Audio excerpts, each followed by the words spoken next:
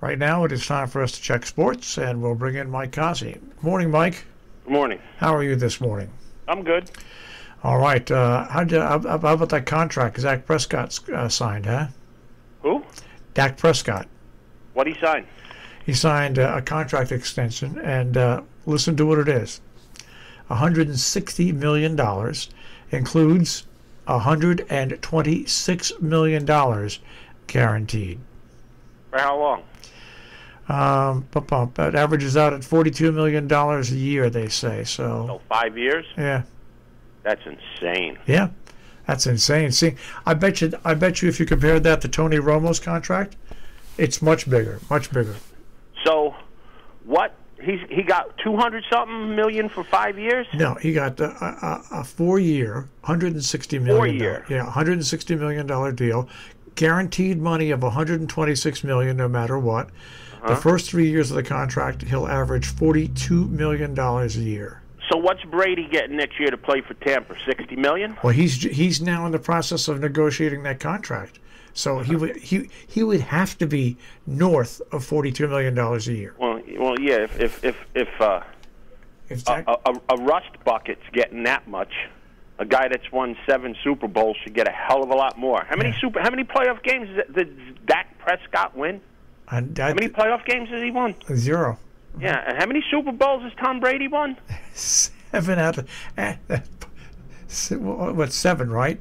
Yeah. And he's you got to put a multiplier on that. Maybe Tom Brady gets $100 million a year. You know, and when you look at Brady's numbers, and as I said, I keep mentioning this, the guy's he's played 20 complete years in the National Football League, and he's been in 10 Super Bowls. Half his career, he has gone to the Super Bowl, and he's got 7 rings. And also ran $40 million a year. It really is crazy. Ridiculous. Yeah, I just can't. I keep supporting these teams, people. Yeah, just keep on supporting them. You know, anyways, I know like it's a moth to the flame. Go back in September. And you see where the Patriots are trying to get Garoppolo back. Good luck.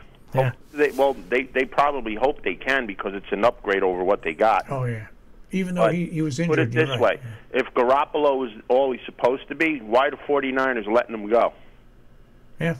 I mean, you can go back to the Marshmello Anthony story. If he's as good as he's supposed to be, why are the Denver Nuggets letting him go? All right, the Islanders won their 5th straight once again. Yeah, they're rolling. Oh, they won 7 out of their last 10. They're in first place. Remember, this was a team near the bottom of the barrel with the Rangers not too long ago, and right now they're fifth. What are they? They're 15-6-4, and still have not lost at home. They're 10-0-2 at home. Pretty amazing.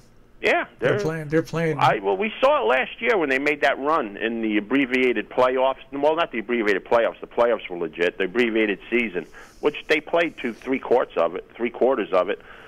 The Islanders are for real. They got off to a little stumble, and now they're playing good, and they're a team that could definitely win the Stanley Cup. Yeah, they're just playing. The difference between them, the Devils, and the Rangers is the Islanders can play for a Stanley Cup. The other ones can watch it from the stands. That's right. They could be present, but only one team's going to play in it, and it's not the Devils and it's not the Rangers. And speaking about the Rangers, they are taking on the Penguins today at 6 o'clock. And they got smoked the other day by Pittsburgh. Yeah. And then the Islanders will take on the Bruins tonight at 7 o'clock. Should be a good game. Yeah. That should be a good game because Boston is 5 points behind them. With 3 games in hand, so this is a big game for both teams. For the Islanders to get more separation, and for the Bruins to try to get a little closer and hold those games in hand. You know, I did something this weekend, and it was so much fun. I watched preseason baseball. It just seemed. How many innings? It was a full 9-inning game. Wow, you're lucky you. But it was just nice to see that green grass, and it was at Steinbrenner Field. There were 40% of capacity, but there were still like 5,000 people in the stands, and it was just nice to see baseball being played outdoors in warm weather and fans in the stands. Yeah, it's just a shame to see the teams raping the fans for the prices that they're charging them for these tickets. I mean, it really is a crime. It's going to be interesting to see what they're going to charge for regular season baseball if they're charging this for preseason baseball.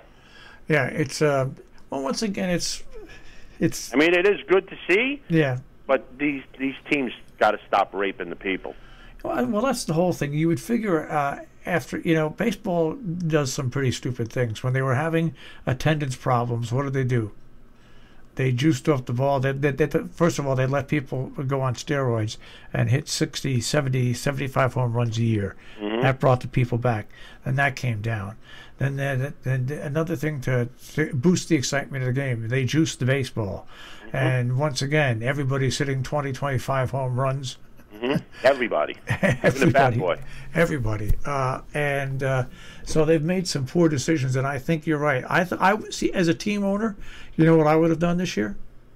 I wouldn't make it free. You can't make it free. No, but I would have cut it back. I would have cut it back 10, 15% ticket prices. Easily. Yeah. I mean, even at that point, they're still pretty extravagant. Oh, yeah. That's exactly right. And when people go to the ballpark and they're paying 15% less, guess what they're going to do with that 15% less? They're going to spend it at the ballpark. Yep. They're going to spend it on their $12 beers. Yeah, no, it's true. It's true. That's what I don't understand. If you want to get people back and interested, get them back and interested. Say, that, hey, it was a horrible thing that happened last year. This is what we're going to do. They're still going to make their money. Yeah. It's just I agree 100%. I agree 100%. Just going to come in a little different. When I looked at the prices what they're charging for spring training, it's pathetic. It really is pathetic. And then to add insult to injury, somebody's games only go 5 innings. How do you explain that? I will give them credit. The Phillies and the Yankees, the game that I watched, for five or six innings, they left all the starters in.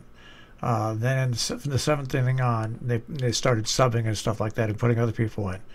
But still, I just have to say, it was nice to see. It's been a horrible February, and that just made me feel good, and that means I'm tuned back into MLB Network now instead of watching all this other stuff. I mean, for spring training, there's not a lot of controversy coming out anywhere yet. No, absolutely not. Not a lot. I think because players want to play after a year of what happened last year, and owners don't want to rock the boat any more than with the players than they have to. So, well, I could tell you one guy that's going to have a bullseye on his back. Who? Trevor Bauer. Did you see what he pulled the other day? No, I didn't. He said he wanted to pitch against the Padres with one eye closed because if he pitched with both eyes open, it would be too easy. So he was pitching with one eye closed. Truth. Not making this up. Yeah, why even do that? Why even say that? I don't know. I have no idea. But that just is fodder for people coming after you. It's bulletin board fodder, absolutely. I mean, I never had anything bad to say about Trevor Bauer. I thought, he was a decent pitcher, highly overpaid and everything else. But that is just like he gets the Don't Drink the Kool-Aid award today. Especially, what are you thinking about? And especially during spring training. Stupid. I mean, just stupid. All right, hey, how'd you do in your racing this past weekend? We had an interesting weekend. In the Hillsborough, the 9th race, we had the winner, Micheline Cold. Went off at a surprising 9-2. Ran real nice, sat a little close to the pace, and that started our pick 4 and everything, and a nice win ticket. Looked in good shape. Except then in the next race, we ran 2nd, 3rd, and 4th. So we had the lead late into the stretch and got beat and ran 2nd, 3rd, and 4th in that race. So that was a little bit disheartening. And then in the 11th race, the Tampa Bay Derby, our horse was in perfect position. Hidden Stash moved to 2nd. Looked like it was going to go right by a turf horse, Helium, which I had a question mark about because this horse was 2 for 2 and definitely a big turf breeding on this horse. And then suddenly Helium just jumped again and got the lead and beat our horse Hidden Stash. So a little bit of a head scratcher there in the Tampa Bay Derby, but we started off good enough with Micheline to cover ourselves for the day. But one interesting thing, out on the leftist coast where everything they think is on the up and up.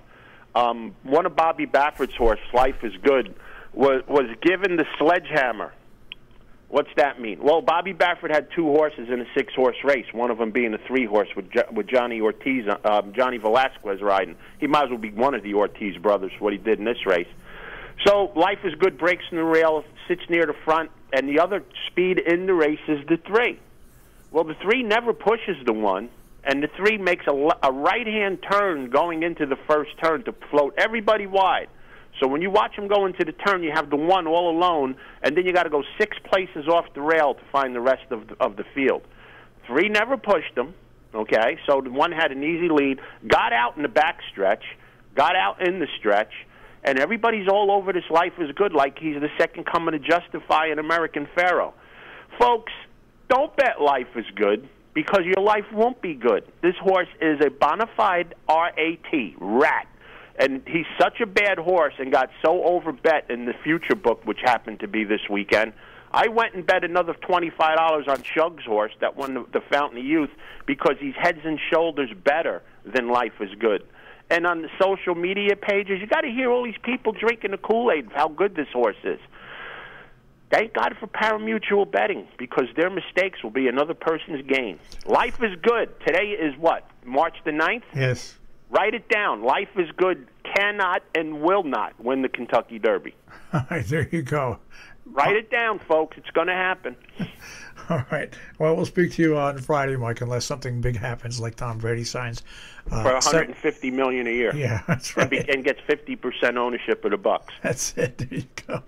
All right, Mike. Thank you. Have a good week, guys. Mike Cozzi with a check on sports this morning here on Robin Hood Radio.